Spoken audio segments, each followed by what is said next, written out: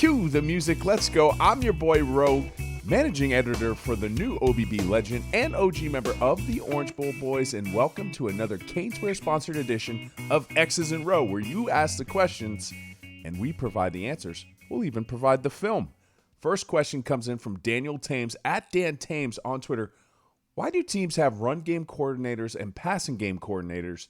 Do they come with plays, sets, just advice? Well, the answer, do they come up with plays, sets, and just advice? The answer is yes. Because on a week-to-week basis, Daniel, this is something you could rely on your passing game coordinator. On third downs, if we're in a passing situation, what does the team like to run defensively, and what are some concepts that we can use to go ahead and counteract that? So that is something very easily, and this is our new coordinator coming over from Michigan, Broyles Award winner, and here on third down, obviously something with a passing game coordinator. This is something they could discuss midweek. Obviously a nice little mid-view play in front of the quarterback's eyes, nothing overly complicated. But this was something that they probably anticipated, got the look that they wanted, worked with that passing game coordinator, and yeah, that advice, that's going to help. This question's coming in from James Reese on Twitter. JRee503, what are your general thoughts on Gattis on third down and red zone packages? Also, has he used running back slot receiver before, a la Deebo for San Francisco? Obviously, the NFL ranks, talented player. I got a couple examples. We'll watch it together. First, Ohio State-Michigan game. You mentioned Deebo from San Francisco and the slot receiver. I'm going to try to combine it both because this is inside the red zone. I thought this was a very creative play. Obviously, there's motion coming across the field. Quarterback's going to sell like he's throwing it out there, but the end round came from that slot position. So you talk about using a Deebo-style slot receiver in a run game creatively. I think that's play number one. Now, more basic but vanilla, but I think it's important to show what kind of red zone packages you could be looking at. Obviously, again, against Ohio State, pay attention to how Gattis uses numbers here on this play for the score.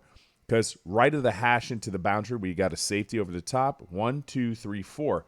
Now watch after the snap of the ball, right? Look at this. 1, 2, 3, 4. This guy's not going to factor.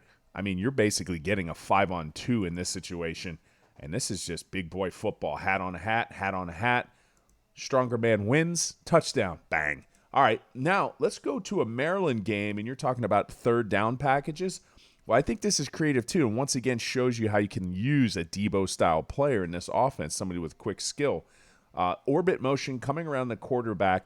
They're blitzing everybody. They're sending the house. It's like a firestorm. There's 8 people coming on, and when this man responsibility doesn't go with the orbit motion, and they don't necessarily have something checking on the back end, watch this. This is just stealing. 8 people come in, 3 people on the back end. Never going to get there. Way to go ahead and mismatch on a third down. I like the creativity there. It's going to be more expansive as the seasons go on, but that's just a snapshot what you're looking at in terms of red zone and third down with Gattis.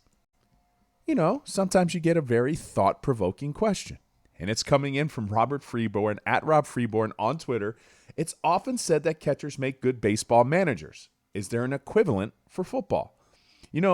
Catchers do make great managers, and I think there's a reason for that.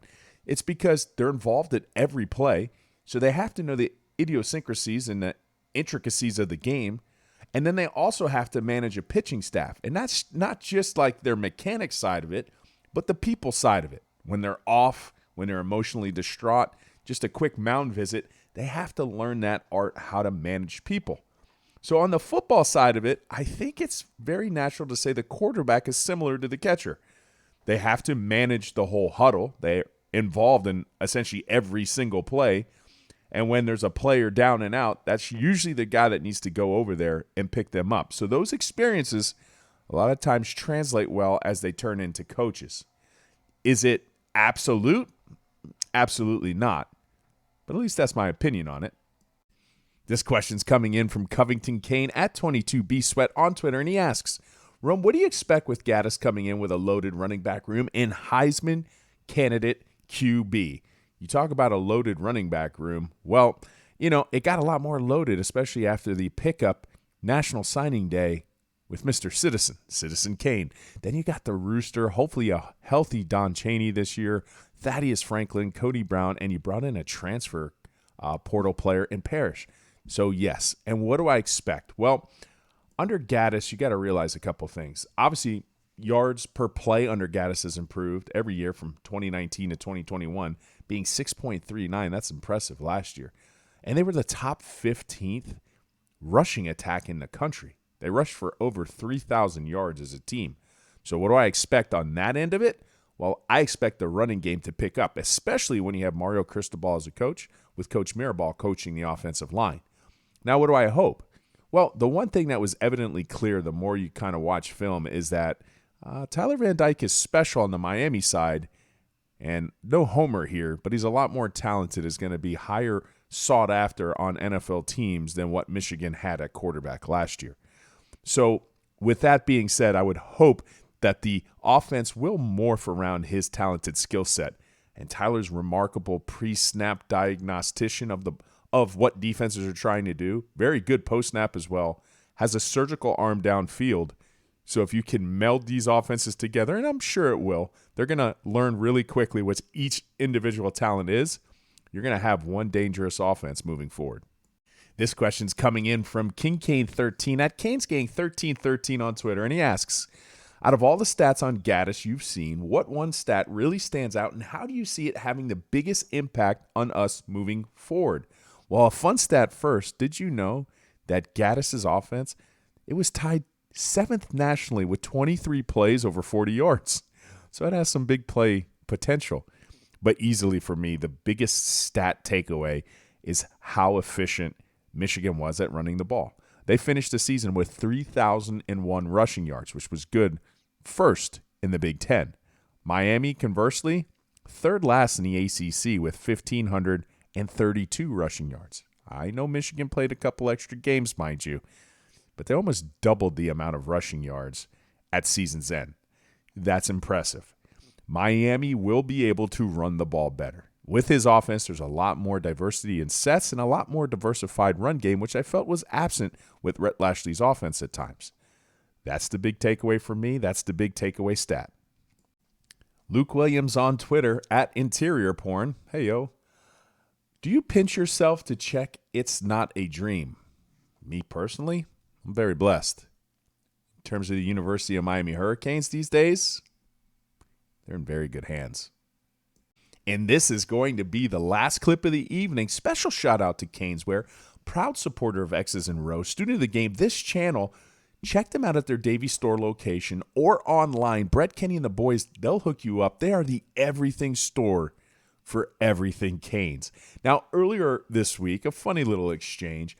I posted a clip, and speaking of student of the game, of Tyler Van Dyke and the max protection schemes. Now, carrying it over from last year, Rhett Lashley would keep a lot of people in to block sometimes on certain plays, and I felt Tyler Van Dyke could exploit those kind of looks. Well, in this particular clip, we talk about an 8-man protection scheme. You're only putting 2 people in routes at that point.